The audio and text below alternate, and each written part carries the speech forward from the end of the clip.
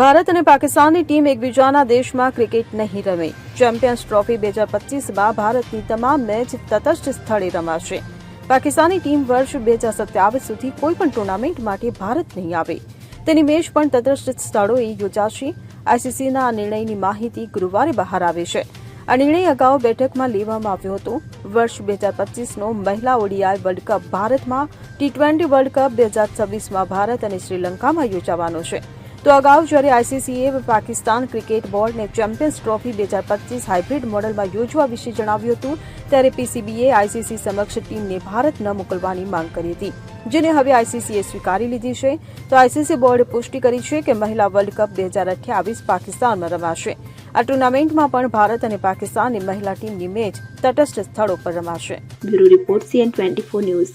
હવે જુઓ દેશ દુનિયાની તમામ ખબરો તમારી આંગળીના ટેરવે. ઉઠાવો મોબાઈલ અને ગૂગલ પ્લે સ્ટોર પરથી ડાઉનલોડ કરો અમારી CN24 ન્યૂઝ મોબાઈલ એપ.